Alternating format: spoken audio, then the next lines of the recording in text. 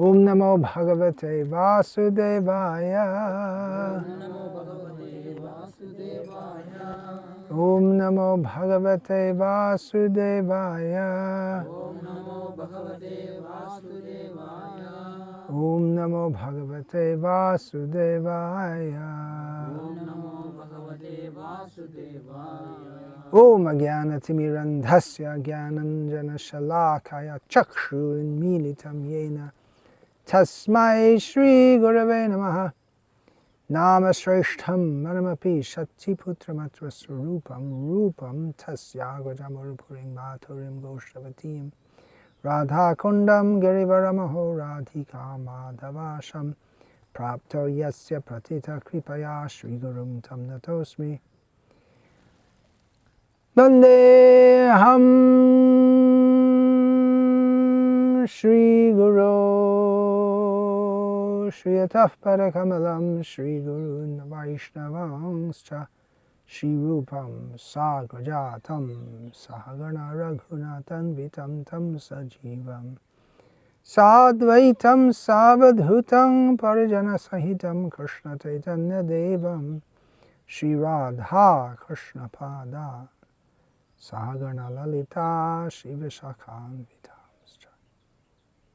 Hare Krishna Krishna Krishna Hare Hare Hare Rama Rama Rama Hare Hare. Continuing discussion of Sri Vishnu-sahasranama. You already over there? What's going on? Okay, great. Back to the name I was discussing last time. I didn't finish it. I hadn't consulted my notes properly. Satkirtih.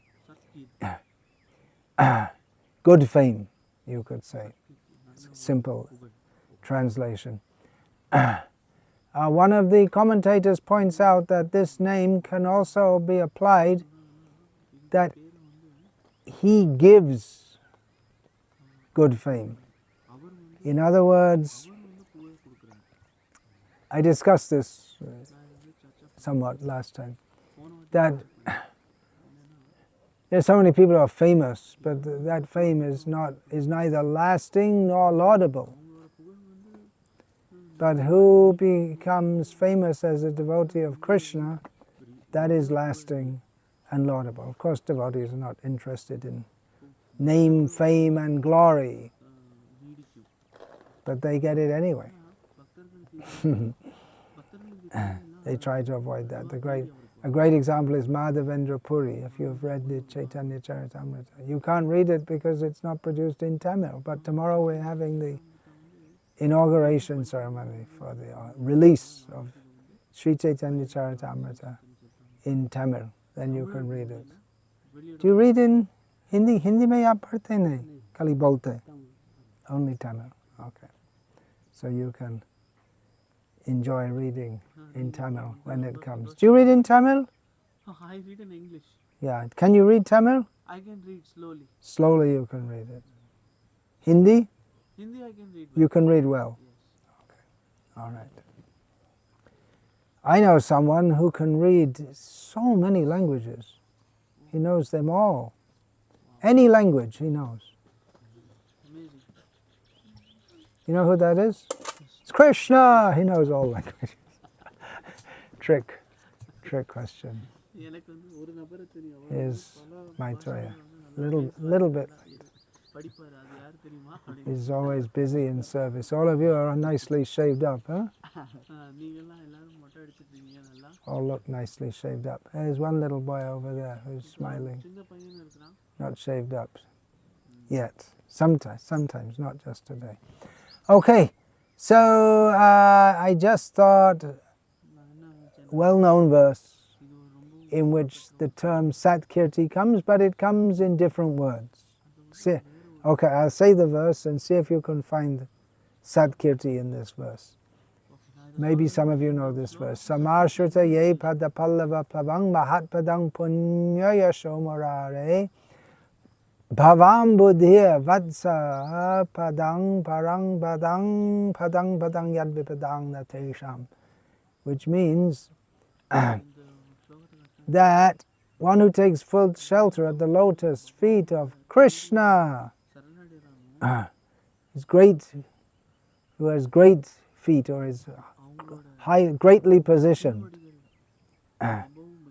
who has great fame and who is known, or pious fame, there's a clue there, and is known as Murari, the killer of the demon Mura. Such a person can cross over the ocean of material existence and go to the spiritual world just as easily as someone crosses over the hoof print of a calf. Otherwise, in this material world, there's danger at every step. Now, can you imagine if you see, how many of you have seen the sea? Have you all seen the sea? You've seen the sea. You lived in Bombay all that time. Have you all seen the sea? You've seen the sea. You were living in Saudi Arabia. You crossed over the sea, so you've all seen the sea. He's also ex-Dubai. But in your house also is close to the sea? Kundapur. Kitna mile? Kitna kilometer? 10-12? So if you see the sea, you think, how can you cross? It's so big. Can you swim across? No. Now if you see a Hare Krishna, Swagatam, welcome. If you see a calf's hoof print, do you ever think, oh, how difficult it is to cross it? You don't even think. You don't even think about it. You just cross it very easily. Without even thinking, you just walk across it. So cross this ocean of material existence is very difficult to cross.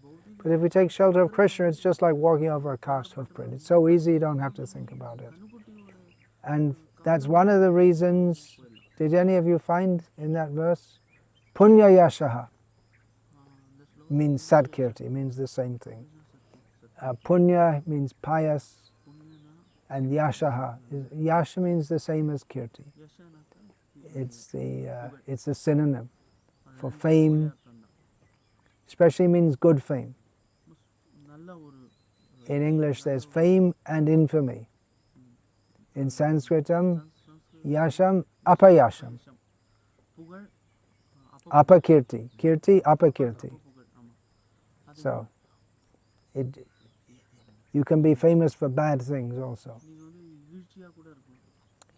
But he's famous for good things. Punya Yashaha. Now, Baladev Vidya Bhushan gives a very, what shall I say, interesting, wonderful, all the good words are worn out by overuse, explanation of Satkirtih. The previous names to this, one of them is Jyotir Ganeshwara. He's the Lord of so many great devotees. So he's the Lord of so many devotees who serve him in various ways, for instance by holding an umbrella, by fanning him with a chamara whisk, and try to serve him in so many ways. But still he remains humble and submissive to his devotees. That gives the names Vijitatma and Vidhayatma, and therefore he is Satkirti. He's famous for being so humble and good and nice to his devotees. Even though he's served by them in so many ways, he doesn't develop a haughty attitude toward them. You know what the word haughty means? It means arrogant, bossy, like that. Okay, let's go on to the next name. Chinna samsayah. You all know the word Chinna. It comes in Tamil and Telugu, but it has a different meaning in Sanskritam. Chinna means cut or to cut. In Tamil it means, but generally it means small. When you cut something, it's Chinna. Chinna means cut. Cut. Chinnam binnam. Chinna binna, yeah, that's also there. Chinna binna means cut into pieces. Cutting into small pieces. Yeah, so it is there. Yes. Okay. So it means to cut. This is not a very well-known name.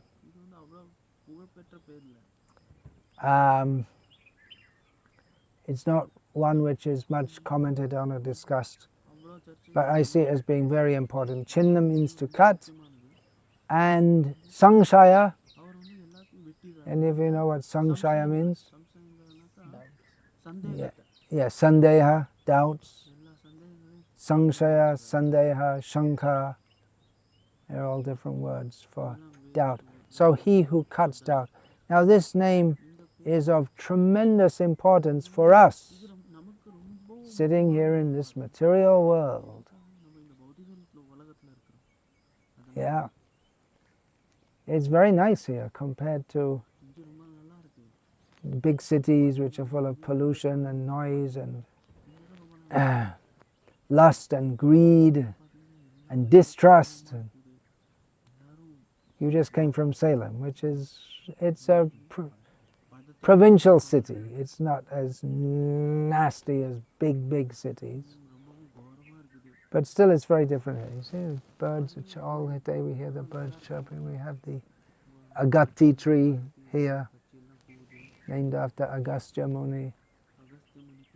And we have the sabudana crop, sago crop, which doesn't look very nice. Rice looks much nicer, doesn't it? Yes. It's not beautiful to see. Sago. But still it looks better than garbage heaps and traffic jams. So it's very pleasant to be here, no doubt. But still it's the material world. Birth, death, old age and disease is all around us. We're living in the world of birth and death, full of doubt. So Chinna samsayah means who cuts all doubts. Now I'm just going to quickly go through the comments of some of the commentators, and then I'm going to launch into a long, relatively long explanation, which won't finish in today's session. Unlikely. Whoops, there's some little creature there. So, Parashara Bhatta, a great personality whose family is still there in Srirangam. He has commentated, he's commentating on these names, this series of names, in terms of Bhagavan's Soshilya, his very good character, and his Solabhya, his easiness to attain for his devotees. Tasyaham sulabham partha ananya cheta sadatam yo mam smrati nityashaha tasyaham sulabha partha nitya yuktasya yoginaha. Krishna says that for one who is always thinking of me, and again he says, who's always thinking of me, without deviating, who's always engaged in my service, for him I'm very easy to attain, Krishna says. So this great quality of the Lord, then Parashara Bhatta says that anyone by just thinking about these qualities of Krishna, then all doubts will go away as to, well, is he actually God? Or can he be easily known or approached? Is it easy to please him or difficult to please him? All such doubts will go away by meditating on his great qualities. Shankaracharya says that this name is there because he hasn't got any doubts himself. He understands and knows everything, just like the commonly given example, the amla fruit in the palm of the hand. Karatala amalakavat, he says. Now the amla is in season. Is it here in this area? It is there. The smaller variety is there. Yeah, the wild one, is it growing? Yeah. Yeah. So that one is, you have it in the palm of your hand, you can have 10 of them in the palm. There's wild ones. Yes. but the normal cultivated ones just fits nicely Yes. into the hand. So it's a common example given. Another Satyadeva Vashishta, Satyadeva Vashishta. He says that Bhagavan, he has no doubt as he goes about the work of creating and maintaining and destroying everything in the creation. Everything's under his control. He knows what he's doing. He's we could say, a very competent engineer. He doesn't get confused, what should I do next? As we may do. Okay, now I'm going to go on to the explanation that I've put together. Yeah, it's of tremendous importance, and I'll discuss about that. This Vishnu-sahasranama, what is it? It's glorification of Vishnu. It's reciting his names, but all the names have a meaning, and he's glorified by so many names, and then when we discuss the names, then more and more glorification comes out. It's glorified by those who accept him as supreme. There's no point to discuss Vishnu-sahasranama. It's meaningless unless from the very beginning we accept him as the supreme. He's the supreme powerful, the supreme friend, the supreme beautiful, the supreme everything. He can even be the supreme angry, but that's not for the devotees. That's for the non-devotees. We just celebrated Narasingha Chaturdashi, the supreme angry. Better to be Prahlad than Hiranyakashipu. The protected by his anger than destroyed by his anger. So we're discussing this. This is to be discussed among devotees. And practically all our outgoing preaching. Tomorrow you'll be going out in the area, is it? With your Sankirtan party? You'll go. Actually, some Supposed of to us be. are joining the program at Chennai, the opening program. Oh, I see. To come. Oh, I see. So you Join mean, right, okay. Sri Prabhu has invited us. He's invited you all, so we'll see you there. Anyway, you're going out in the public, and you don't discuss, when you're discussing with the public, you don't discuss in detail all these points. You won't discuss such things, is it? This is for people who are already committed to Krishna consciousness and who have some knowledge of the teachings of Gita and Bhagavatam. People already have faith. When we go out to preach, it's not to tell people about Krishna and Krishna consciousness. It's not that everyone just accepts it. Say, oh yes, okay. No, everyone has their own different ideas. And preaching can be risky in as much as the people we're speaking to, they have their own ideas and they'll tell us, no, it's not like you're saying, it's like this. They have their own concept. Practically everyone thinks that we're in this world to enjoy ourselves to our best capacity. But there's mercy for those who go out to preach and protection. But still, there can be accidents. To remove even one doubt, or to bring people even a little closer to Krishna, Srila Prabhupada said it's like spending gallons of blood to bring people to Krishna consciousness. We have to really apply ourselves, pray to Krishna. So we also, we have to take the position of cutting other people's doubts.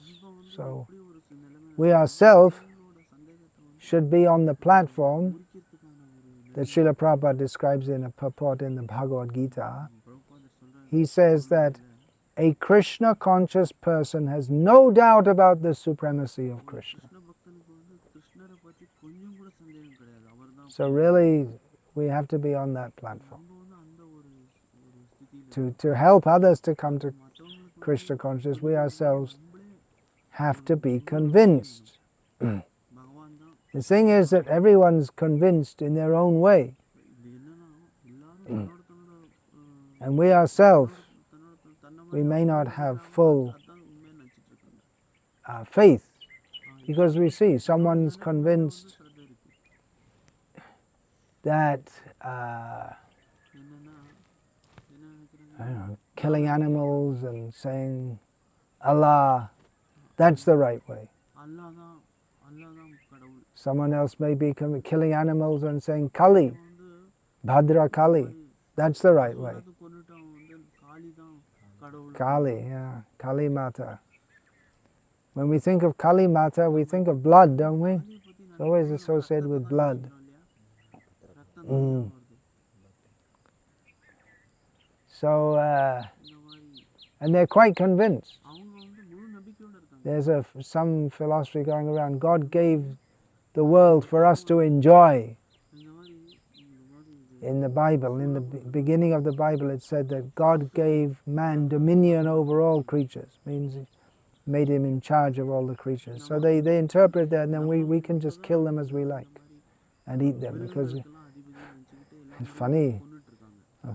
funny interpretation. Just like your children, if you say you give someone, you please look after my children, I'm going away இப்போ நீங்க வந்து உங்க for a little time. You come back and say, okay, where are my children? Oh, I looked after them. I cooked them and ate them. நீங்க திரும்பி What? என்ன சொல்லலாம், நான் வந்து Look after them means you be nice to, not that you kill them. இது வந்து நான் So different people have different conceptions, கொன்னு சாப்பிடுவேன். and we ourselves may doubt. It seems right to me that Krishna is God. We should serve Krishna, நமக்கு and to someone else, something else seems right. கூட சந்தேகம் இருக்கக்கூடாது நமக்கு. So what's right, actually? எது How can we really know? Well, நம்ம வந்து மற்றவங்களுக்கு சொல்லிக் கொடுக்க முடியும். we should feel that, but we also have to apply the intelligence. நம்ம வந்து புத்திசாலித்தனமா நம்ம இருக்கணும். புத்திசாலி Divya Gyan Hriday Prakashito Yasya Deve Para Bhakti Yata Deve Tata Guru Tasyaite Katita Hyartha Prakashante Mahatmanaha. The last verse of the Shvetashvatara Upanishad states that for one who has the highest யாருக்கு ஒருத்தனுக்கு வந்து devotion உச்சகட்ட to Bhagavan, the Supreme Person, Yasya Deva, and the same kind of devotion to Guru, to such a person, all the import of Shastra is revealed within the heart. And that also, Divya Gyan Hriday Prakashita, Guru also reveals knowledge within the heart. So one can feel a conviction, but also there is a system of checks and balances. What the Guru says, the Shastra says, the Sadhu says, real knowledge is the subject இந்த ஞானம் வந்து of the Vedanta. தான் Veda means knowledge. Vedanta, the end of Veda. Vidya, Jnana, Brahma Jnana, Brahma Vidya. Knowledge of the absolute truth beyond the various apparent truths of this world, இந்த போதிய உலகத்தோட உண்மை that is revealed in Sattva Gun. Sattvam Sanjayate Jnanam. எல்லாமே அந்த And beyond Sattva Guna is அதான் சத்தியம். Shuddha Sattva. அதுதான் Sattvam Vishuddham Vasudeva Shabditam. The state in which எந்த நிலைமை எந்த Vasudev, who gives birth to Vasudev, Krishna, is revealed. So these are all technical understandings of how real knowledge. This is a very, very big topic, which I won't get into in great detail here. But the point that is there in Vedic முக்கியமான விஷயம்னா இந்த வேத epistemology, I guess you could call it, Praman Shastra, or Praman Tattva, you'd say. It's எல்லாமே ஒரு பிரமாணத்தால not exactly the same, but it's the nearest we can say. இந்த இந்த விஞ்ஞானம் இது பிரமாணத்தால நடக்கப்படுது. How actual knowledge is to be attained. இந்த வந்து உண்மை It's a great topic in philosophy, epistemology. Darshanam So, As I was saying, we're discussing Vishnu-sahasranama. And basically those who are listening, who's going to listen? Those who have faith in Vishnu. But there are different levels of hearers and not everyone is fully convinced. The idea is that by hearing Vishnu-sahasranama we should become more and more convinced. If we hear Srila Prabhupada speaking, there's so much conviction in his voice. And he gives good philosophical understanding why we should be convinced also. But we live in the world of ignorance. We don't know why we're born, why we die, who we are, where we're going, why we're in this situation. Most people, they don't even think about it. But we're in ignorance about the most important things. They force the poor children to go to school for years and years and pump them full of all kinds of rubbish which they called education. But they deliberately avoid these questions. Who are we? Where have we come from? Why are we in this world? Why does anything exist? Actually in France, it's compulsory that they teach philosophy in the schools. It's a compulsory subject. But then they end up with the last great French philosopher, Jean-Paul Sartre.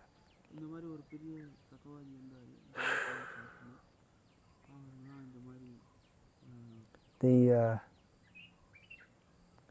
nemesis or antithesis of actual philosophy. Anyway, we're not in the world of truth, we're in the world of ignorance. And the world is full of doubt, and doubts about everything. I mean, apart from the nature of reality, there's doubts about everything, especially in the modern age, where it's coming that no one really can believe anything anyone says. It used to be that people believed what they were taught in school. In those days are long over. Maybe. Some people do.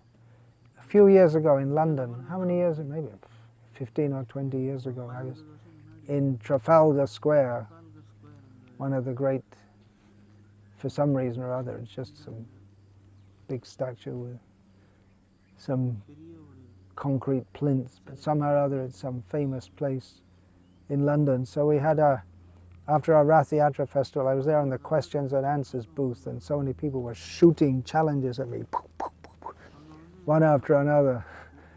Eventually I got fed up with them and I just started speaking in a very strong voice and said, "You people, you're all talking as if you know a lot, but you don't know anything about anything that you really need to know. You're just a product of this system in which you're pushed in as a child into the educational system, and they completely destroy any spiritual tendencies that you have. You don't know anything, but you're just talking as if you know a lot." And they all went completely silent. We're not in the world of truth. But even materially speaking, or about material so-called facts, there are so many doubts. Conspiracy theories. The world is run by a cartel of Jews. That's probably the most famous. Few Jews are running the world. Yeah, maybe it's true. I doubt if it make any difference if it was, I don't know, Tamils. Maybe true. You don't know. The thing is, people say things and then you don't. The official explanation of 9/11. You probably never heard of 9/11. They don't know. It's 9/11 on the 9th of, well, no, what was it? The 11th of September 2001 in New York City, 3 towers, skyscraper buildings, which you've probably also never seen, skyscraper buildings. They came tumbling down. according to the official narrative, 2 of them fell down because of planes flying into them was an act of terrorism. Another one just caught fire and fell down also. And many people don't believe this. It's an inside job, as they say. False flag. How about this one? Alien invasion. That who's that? What's his name? Mark Zuckerberg, is it? Some people say he's a bred from aliens who are like lizards. I mean, just that there's so many weird ideas out there. They may be true. The thing is, you don't know. It may be true or not true. Right now, I see the headlines of the newspapers, which are no longer papers. It's on the internet. Every day there's talking about how flat Earth theory is wrong, because there are so many people saying actually the world is not round, it's flat. It's not globular. It may be round, but it's... Which makes me think that the people who are advocating flat Earth theory, they must be making progress. Otherwise, why would they bother? Why would they bother to say it's stupid and refute it? They must be gaining ground. And you don't know. Even the President of the United States complains about fake news. So you don't know what's in the news. Is it true or not? A few days ago we heard that the government of Syria made a chemical weapons attack on their own people. And as a result of that, in retaliation for this horrible deed, the United States government attacked the capital and other places in Syria with missiles. See, you're on the farm. You don't have to bother about all these things. So, according to their theory, it's okay for them or for anyone to kill others with missiles, but not with chemical weapons. If you kill people with missiles, it's okay if you're on the right side. If you kill them with chemical weapons, it's not okay. But then others say, no, there was no, it's just a made-up story so that they could attack them. And you don't know. You just don't know. How can you say? So we live in a world where you hear the news, you don't bother, you're lucky. The news is that it's time to go and plant the fields. Not now. You're waiting for the rainy season to come, huh? Now's the quiet time for farmers, the summer. In India, summer is the quiet time for farmers. Relatively quiet. There's always work to do. But you don't know, you just don't know what's going on. There's so many lies, and people make up false stories and so many things. But then there are whole philosophies that just make us doubt everything.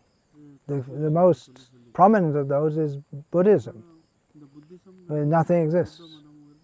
Wait a minute, there's nothing to not exist.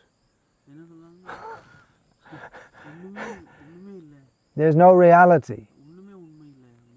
As is said in Buddhism, you can't say that it is and you can't say that it isn't. You can't say that it both is and isn't. You can't say that it neither is nor isn't.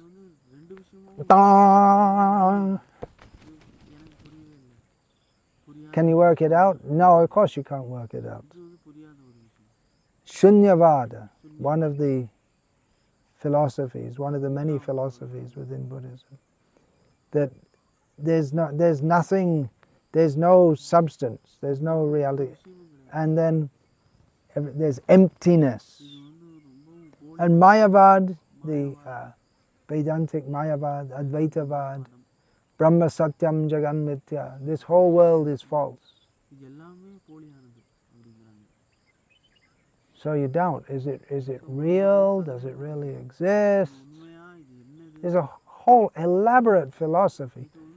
In Western philosophy also, there's solipsism, which there are various strains of that, but basically it means that, well, the only thing you can really know or accept as real is what you yourself experience. நீங்க என்ன நீங்க உணர்றீங்களோ அதான் உண்மைன்னு சொல்லி கொடுக்குறாங்க. You can't really tell if anything else is real at all. உங்களை உணர்வு And even the people you see, they might not really be there. The only thing you can is an extreme form of empiricism. இந்த மாதிரி மக்கள் Then we have quantum theory, அதுக்கப்புறம் quantum theory இருக்கு. the idea that என்ன சொல்றாங்கன்னாக்கா well, everything is just energy, so there's nothing really there anyway. It's just all waves. இதெல்லாம் It's all energy. அலைகள் மாதிரி. So does anything really exist? ஏதோ உண்மையா ஏதாச்சும் இருக்கா? Oh, if you think about it, maybe you doubt. உங்களுக்கு சந்தேகம் தான் வரும்.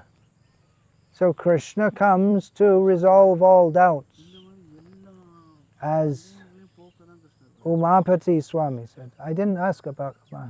He's okay. Where is he? He's in China? He is in Yeah. So one of my favorite quotes from him என்னோட ஒரு is that he was a Buddhist அவர் வந்து ஒரு coating அவரோடது. and he was trying to work out this thing. You can't say it is and you can't say it isn't. You can't say it both is or it isn't. And it isn't. You can't say it's neither is nor isn't. And just like this, all word juggler. And then Prabhupada comes along and says, Krishna is the Supreme Personality of Godhead. And he thought, that's the most intelligent thing I ever heard. And he surrendered. கிருஷ்ணர் தான் முழுமுழுக்கணும்னு ரொம்ப தெளிவா சொல்றாரு. So we live in the world of truth. The great acharyas have come to establish that Krishna is the Supreme Personality of Godhead, that everything else is true, it does exist, எல்லாமே இருக்கு. but it's relative truth. Everything is relative to the absolute truth, who is Krishna. கிருஷ்ணர் யாரு? So you're all listening to this. நீங்கெல்லாம் எனக்கு கேட்டுட்டு இருக்கீங்க. Pious people. நீங்கெல்லாம் Pious means a tendency to punya shravana kirtana. புண்ணியசாலிங்க. That's a name that will come up later in Vishnu-sahasranama. நல்ல பகவான் They have the pious inclination to hear and chant about Krishna. But realistically speaking, உண்மையா பார்த்தா most Hindus today, பல இந்துக்கள் வந்து they're more interested if some bogus guru comes, அவங்கெல்லாம் இந்த மாதிரி talks all nonsense. போலி குருக்களை They're more interested to go to them. அந்த போலி குரு கேட்கறதுக்கு தான் ரொம்ப ஒரு How big this Sai Baba was, Saibaba எவ்வளவு பெரிய மனுஷன். is completely obvious that he's completely bogus. அவன் போலி. But so many people were எவ்வளோ பேர் following or considered him to be God. அவனை வந்து பகவான் நினைச்சிட்டு இருந்தாங்க. This is the situation. They're இந்த உலகத்தோட impious. சூழ்நிலை. Only people who are impious, they'll be attracted பாவியெல்லாம் இருக்காங்க. to போலி குருட்ட போய் that which is not true but which poses as true. Satya Sai Baba. They call Satya Sai Baba. What could be more false than him, calling himself God? எல்லா போலித்தனத்தையும் But he called himself Satya. So you see, it's தனித்தனியா புகழ்ச்சிட்டு இருந்தாங்க. adharmam dharmamitiya manyase tamasavrita, being covered by the mode of ignorance, tamaguna. சமோகுணம் We take that which is not correct, not religious, not true, to be true, and vice versa. அதே மாதிரி எது வந்து உண்மையோ அதை போலி நினைச்சிட்டு இருக்கோம். This is the situation. It's a very dire situation. So this name Chinna samsayah, சின்ன சம்சயம். that means who cuts all doubts. அப்படின்னா யார் ஒருத்தர் வந்து எல்லா Because of course, Krishna consciousness is based on faith. Krishna உணர்வு நம்பிக்கை மேல We take to Krishna consciousness with faith. Krishna உணர்வு வரும். With the faith that என்ன நம்பிக்கைன்னா Krishna is the Supreme Personality of Godhead, I am his servant.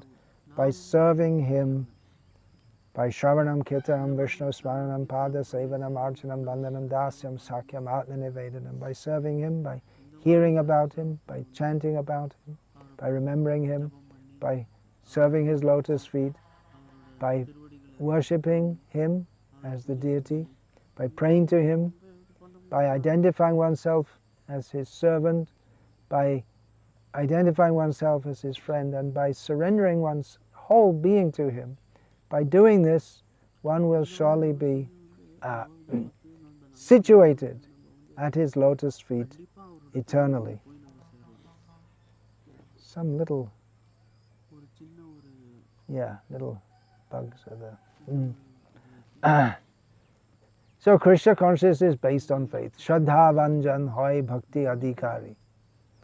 Uttam Madhyam Kanishta Shraddha Anusai. Chaitanya Mahaprabhu said that one who is faithful is eligible to take to bhakti. And one is considered a topmost devotee, a middle level devotee, or a beginning devotee based on one's level of faith. So bhakti is based on faith, therefore we can understand that doubts spoil bhakti. So how important is this name? Chinna samsayah, he who cuts all doubts. Now what are the doubts? The doubts can be innumerable. Innumerable doubts. Going to school is a whole program for programming us to identify ourselves with this material world, to deny our actual spiritual nature, to completely forget it. It's not even discussed. It's just presumed. You go to school and they just presume that we're in this world to work like an ass, get some money and spend it. And that's our whole life. And especially all this Darwin's, there's so many things. And the whole everything came into being with a big bang. Nothing exploded and then it all settled down. And then here we are.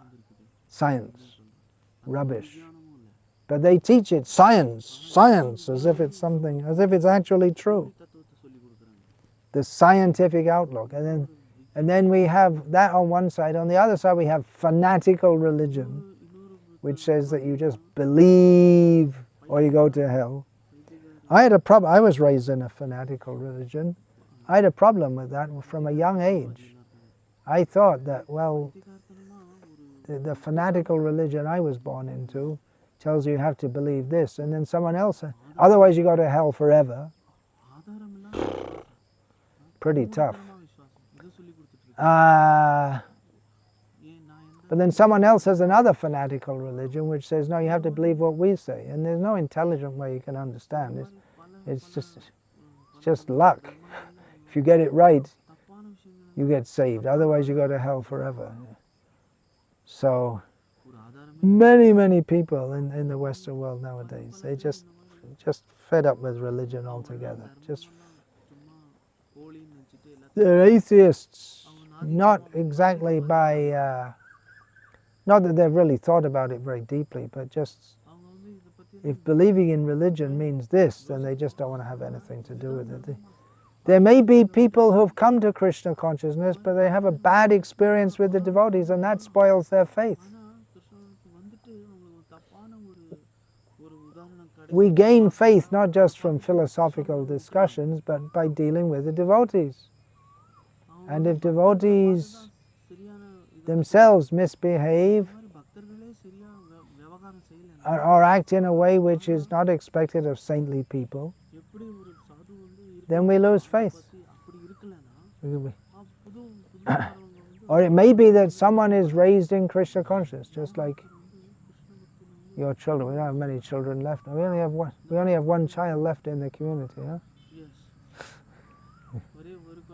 The others, well, they went home with Gaur Nataraj as one other, and then the others are at the Gurukul there in Gujarat. So they're raised in Krishna consciousness in the school, and some people will say, well, you should expose them to, they should have a free choice. But we want to protect them from that sense gratification society. But it may be that Well, definitely as they become older, they'll come into contact with this sense gratification society. And then the doubts may come. Not exactly philosophical, but they just think, oh, why should I follow all these things when everyone else in the world, they have cell phones and motorbikes and fashion clothes and hairstyles, and why not me too? Of course, we have our hairstyle too, but it's not exactly modern fashion. It's ancient fashion. Old style. So they may grow up and the doubts come, that why should I have to follow all this? I can enjoy myself. Of course, if they're well trained, they'll understand philosophically that what's the enjoyment? You have a nice hairstyle, but you have to die anyway. Fashion clothes, but you have to die anyway. So we should be more interested in the eternal than in the temporary. But it may be that they, by exposure to the society, they have doubts in Krishna consciousness. Or we find people come to Krishna consciousness and then they go through so many tests, there's so many difficulties in various ways. Family problems and health problems, this and that, and they think, oh, I thought by worshipping Krishna, Krishna would save me from all my sufferings, but I'm getting more suffering, and then they doubt. So there may be so many doubts. Then the idea of that this is something dogmatic. In Sampradayak, they say in Bengali, is the nearest sectarian. Some is not exactly dogmatic, but very similar. Dogmatic, I guess you could say it's Drida Andha Vishwas. Very strong blind faith, you could say. Huh? Katta? Yeah, it's similar to Drida. Strong, very strong, but strong blind faith.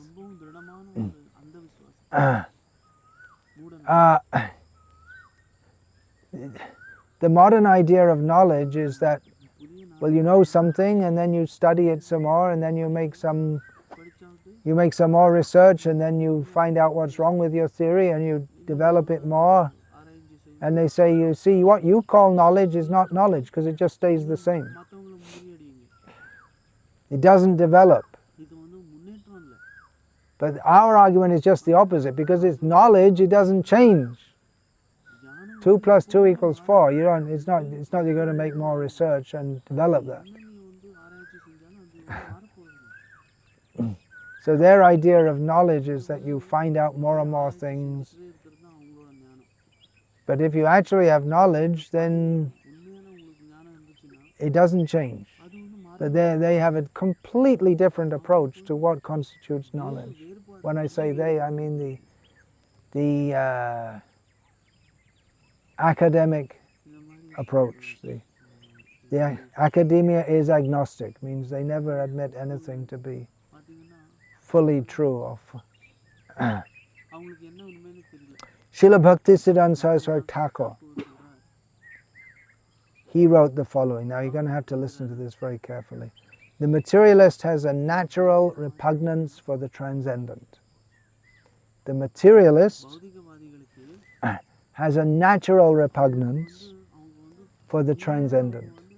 Doesn't like anything, not just doesn't like, but actually very strongly dislikes any talk of anything transcendent. That transcendent means that which is beyond his power to measure by scientific means, or the ability to understand by his intelligence. So the materialist has a natural repugnance for the transcendence. He is disposed to think that faith in the incomprehensible is the parent of dogmatism. and hypocrisy in the guise of religion, which may be true in many cases. He is also, it may be in many cases, but real knowledge is not dogmatic. So he, the materialist, is also equally under the delusion that there is no real dividing line between the material and the spiritual. It's a very, very big topic. More or less, yeah, the materialist anyway doesn't believe in the spiritual, but if people talk of spiritual, they often refer to their material feelings, maybe subtle feelings. Or many people think that spiritual means just being in nature, but it's just being in the countryside is not in and of itself spiritual. There are a lot of spirits, spirit souls here. Bugs and birds and beetles and trees. But they're all in material consciousness. So there's a short quote. Any few words from Bhakti-siddhanta Saraswati, they could be discussed in great detail, but I'll go on. I'll go on to a statement from Srila Prabhupada's comment on Canto 1, Chapter 1, Text 10 of Srimad Bhagavatam, a well-known verse. Prayanal-ayusha sabya kalavasmin yuge janaha manda sumanda matayo manda bhagya hi upadutaha. In this Kali Yuga, people mostly have very short lives. They're of bad inclination, very slow and dull-witted, of bad luck, and their mind is always disturbed. In the purport to this verse, Srila Prabhupada writes that in the Kali Yuga, the whole atmosphere is surcharged with faithlessness. So I'm just giving a little overview here about faith and faithlessness and misplaced faith. Then we'll get to gradually getting through to Chinna samsayah. What we're up to get through the doubts, how the doubts come. Doubt means faithlessness, and Srila Prabhupada writes here the whole atmosphere is surcharged with faithlessness. Srila Prabhupada wrote this in India in the early 1960s before he journeyed to the Western countries. He was aware of the scientific atheism, the influence of that in the world, which really came to a head with what's called the New Atheism, headed up by Richard Dawkins, Christopher Hitchens, Sam Harris, and others. But that became very prominent about 10 years ago, but that was in the Western world, but it's not so prominent now. But that really, the scientifically, so-called science, heading up atheism, that really peaked with the so-called New Atheism, which is still going on, and it will go on. There will always be atheists in the world. But Srila Prabhupada wrote that in Kali Yuga the whole atmosphere is surcharged with faithlessness. Srila Prabhupada must have very much experienced that, being in India at the time. Because Srila Prabhupada was raised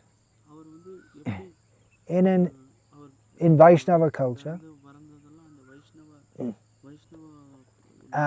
in Calcutta, in the early 20th century.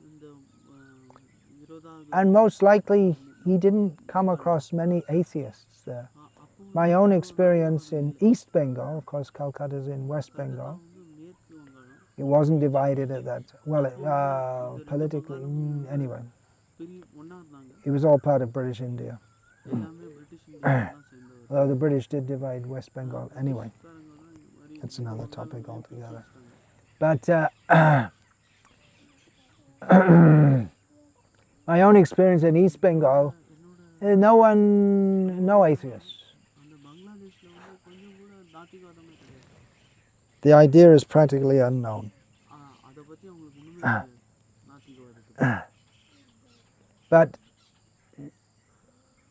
with the rise to power of Pandit Nehru, he was a great champion of atheism, faithlessness, anti-Hinduism, anti-religion, in a very sophisticated way. And then Dr. Radha Krishnan also. Yeah. So they were very prominent, the Prime Minister and the President of India. Nehru promoted that religion has spoiled India. We're so far behind the West. And when I first came to India to stay in the mid-1970s, that influence was very, very strong.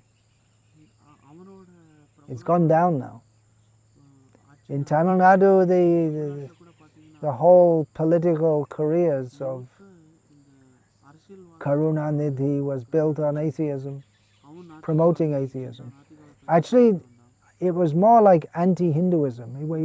He wasn't promoting anti-Islam or Christianity. You can see the difference, just like Telugu people and Tamil people. There was no such movement in the Telugu area. And so you'll find that they're still basically Telugu people are very pious and religious. And actually Tamil people still are, but they're most of them, but they're wounded by this atheism. This faithlessness, Srila Prabhupada writes, but you do find in some countries that there is a strong atmosphere of faithfulness.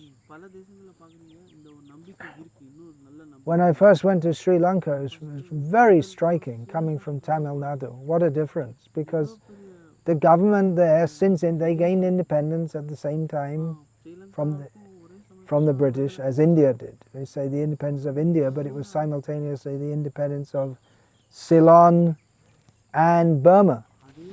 You know, they all came in one package, and of course Pakistan, which later split into Pakistan and Bangladesh.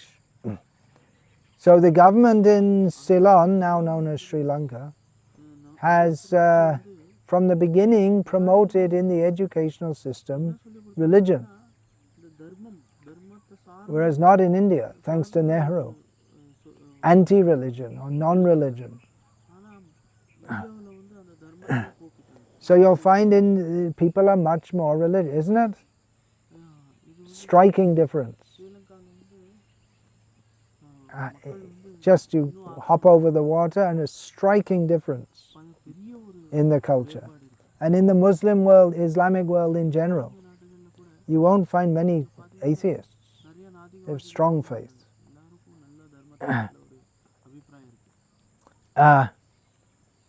So it makes a lot of difference, the whole atmosphere. That's why we're having the whole atmosphere in society. That's why we're developing these communities. It's not just for growing food and living peacefully and chanting Hare Krishna, but it's meant to create an atmosphere where we can freely be devotees without having to contest all the time and live under the thumb of people who just want to be against Krishna consciousness. That's how the modern America was founded or came up. That so many people went from Europe to America so they could practice religion freely because they were being persecuted in Europe. Christians killing Christians. Now, again, talking about faithlessness and just faith and faithlessness. I'm just looking at it from a few different angles before we get through to dispersing the doubts. The name Chinna samsayah. It's very common in the Western countries that people take to Krishna consciousness in a young age. And it just seems right. Yeah, great. Many of many, probably everyone, people are leading directionless lives. பல பேர் வந்து Dishahin. ஒரு I don't know how you say it, but it's a very good ஒரு word. சரியான வழி Dishahin, without any direction. அந்த வழி காட்ட And they want some direction, something to அவங்களுக்கு வந்து இந்த fix their mind on, something to follow. வழிகாட்டியா இருக்கணும் அப்படின்னு நினைக்கிறாங்க. அதனால சரியான வழி கிடைக்கும். And it's very different, and Krishna consciousness is very different and exciting, and it seems like fun and it's adventure. ஆனந்தமா இருக்கு. And they take to it அதனால அவங்க with a lot of enthusiasm. ரொம்பவும் But then, எடுத்துக்கிறாங்க.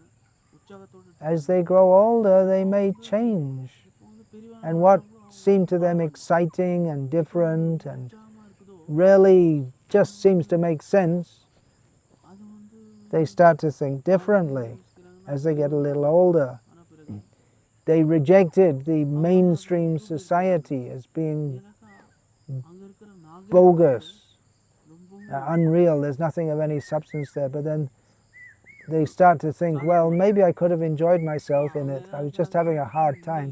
And it starts to seem real to them. அனுபவிச்சிருக்கலாமே அப்படின்னு நினைக்க ஆரம்பிக்கிறாங்க. They reject it as unreal and join this cult, as some people would call it. அவங்க வந்து So they don't have to deal with the world on its terms. But then they start to think, well, maybe I should go back and face போகம் செஞ்சிருக்கலாம். face the world as it is. Don't be an escapist. வந்து விட்டுறாங்க. அங்க Our situation, we're lost, அவங்க வந்து floating in the ocean of material life. இந்த மாதிரி We met devotees and thought, well, okay, well, let's try it out, see what it's all about. And Krishna consciousness itself is like an ocean, and you get carried away in it. கடல் மாதிரி. But after some time, we may think that, well, நம்ம என்ன நினைக்கிறோம்? let me have a rethink here. What's going on? இது இன்னும் Do I really want to do this all my life? இதை நான் வந்து என்னோட வாழ்க்கை முழுக்க செய்யணுமா? That means that there's deep down the faith isn't very strong. உள் மன If we understand that life after life with suffering in this material world, திருப்பி இந்த பொது உலகத்துல தவிச்சு then it makes all good sense to take to a process that will ஆனா நமக்கு வந்து deliver us from that. But again, if we think, well, we're only here, we only live once, so enjoy it while you can, நம்ம வந்து இதுலேருந்து வெளில வரலாம். இந்த சாம்சார then the doubts begin to arise. Do I really want to do this all my life? All this discipline, I could just enjoy myself. Do I really want to surrender to Krishna வந்து Krishna when I can enjoy myself? இந்த மாதிரி முழு Or we may even think that, yeah, I'd like to be Krishna conscious, but really, நான் கொஞ்சம் எடுத்துக்கிறேன். all this too much, all this discipline and rules and regulations. Maybe I should just relax and take it easy. And so many doubts may come this way. Oftentimes we find that people have doubts in Krishna consciousness. அவங்களுக்கு வந்து It's you can preach to them and tell them, and they know the philosophy, and you can't convince them. Why? The example is, சொல்லிக் கொடுக்க it's like trying to wake up a person who's pretending to be asleep. எப்படின்னாக்கா யாரும் வந்து The actual fact is that they just want to enjoy sense gratification in this world, but they'll give so many philosophical doubts. But the philosophical doubts are not, it's not really on the platform of seeking for the truth, but it's on the platform of avoiding the truth. தத்துவவிதமான Because they want to go back to cat and dog, மறந்துருக்கு. eating, sleeping, mating and defending level. அதான் பிரச்சனை. உண்மையை தெரிஞ்சு Now, உண்மையை பார்க்க பார்க்கலாம். there may be, so that's another way that doubts can come. Then இந்த சந்தேகங்கள் there are those who have faith இன்னும் and who are committed to Krishna consciousness, but there are doubts because இது சத்தை இருக்கு. ஆனா அவங்க we are சந்தேகங்கள் இருக்கு. in this material world. பௌதிக உலகத்துல இருக்கோம். We're not pure devotees, we're not premanjana churita bhakti vilochanena santas sadaiva hridiyeshu vilokayanti yang shama sundaram achintya guna swarupam govindamadi purusham tamaham bhajami. We're not seeing Krishna face to face with, கிருஷ்ணர் இன்னும் we're not seeing Krishna கிருஷ்ணர் manifested within our hearts in his beautiful ஹிருதயத்துல transcendental form of Shamasundar. Our eyes are not anointed with the eyes of love. Something, to some extent. It's not that we're not getting anything. நமக்கு We're certainly experiencing Krishna in our lives. உணர்வு இன்னும் சரியா வரல. But it's Maya's job ஆனா இதுதான் மாயாவோட வேலை. to put doubts in us as we practice Krishna consciousness. Maya has two phases. Yaya samohito jiva atmanam trigunatmakam. Propi manute narta. And I forgot the last line. Anyway, Maya,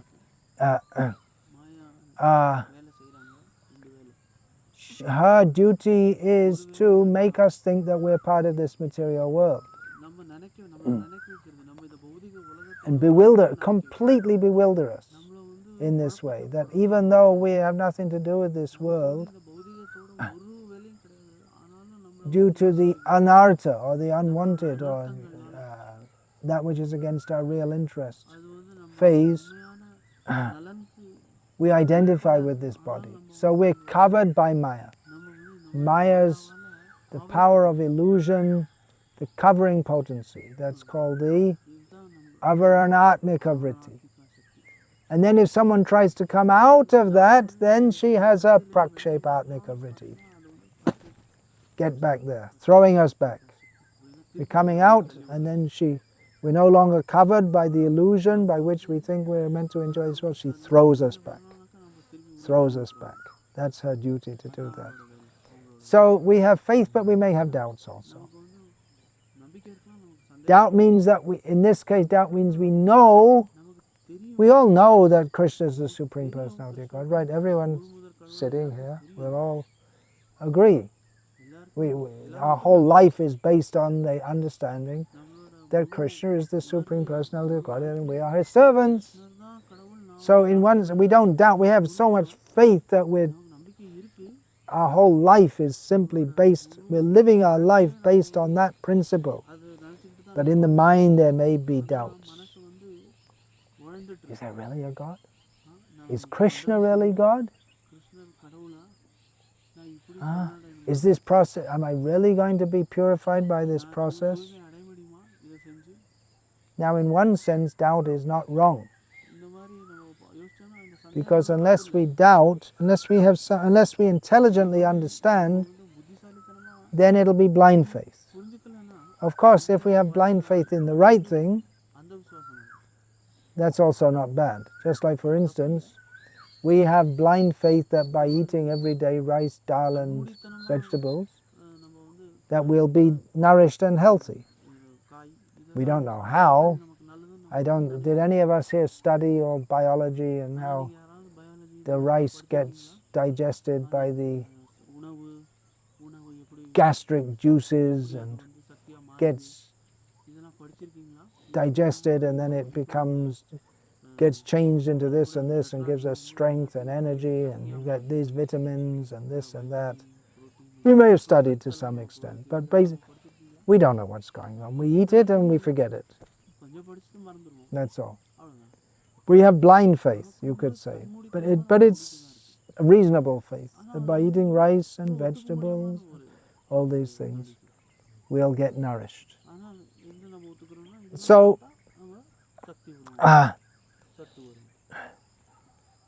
doubt is not bad in the sense that, I was saying to have blind faith in something which is true is good. But then we may say, well, someone says this and someone says that, and there are so many gurus and they say so many things. So, in this sense, doubt can be good because it forces us to apply our intelligence to understand what is reality. But if we're committed to doubt, agyastha shadathanascha, samsayah vinashyati, Krishna says in Bhagavad Gita, those who are ignorant and faithless, who are samsayatma. Here we have the name Chinna, samsayah, who cuts doubts. But samsayatma means someone who's committed to being doubtful. They'll never believe. And they say, I don't believe anything. And then you can ask them, do you believe what you just said? It's a self-defeating statement. But someone who's committed to doubt, we have to have faith. Otherwise we can't make any progress. But in any discipline.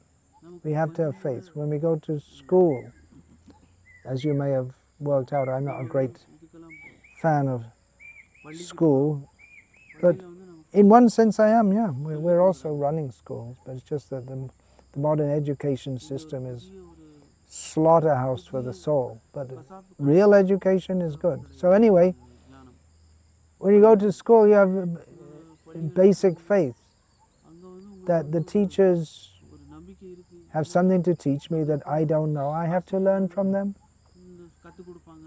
Mathematics,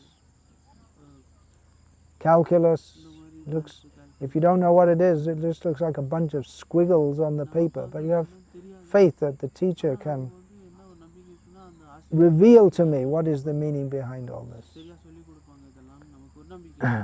So there has to be some faith. But if one doubts or doesn't properly understand, then the teacher is there to help us to come out of the doubts.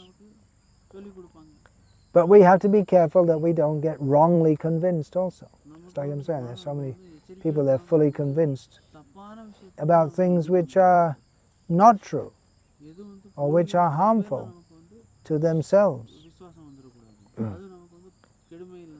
So to doubt in itself is not wrong. What is wrong is to doubt that we can ever go beyond doubt. We shouldn't be forever searching for truth. At some point we should find the truth. What is wrong is refusing to search for the truth, or denying that there is any ultimate truth. Either because we couldn't be bothered, we just like to watch TV. We don't have any higher aim in life. Or we're convinced, I already know it, yes. Jesus is the way, the truth, and the life, and no one comes to me, to the Father, but through me. Jesus says in the Bible. So that nullifies everything, nullifies everything. All the great spiritually realized people just throw it all out, according to this idea. So wrongly convinced,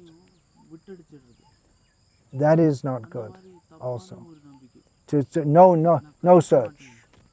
I bathe myself in the blood of Jesus. No need to go anywhere else.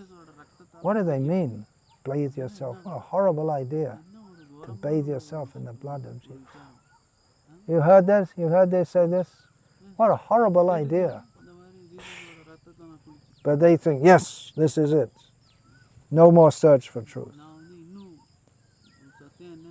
So human life is meant for atato brahma jignasa. Now we attain human life, we should acquire into ultimate reality. So unless we inquire, then our whole human life, which we attained after many births, is spoiled.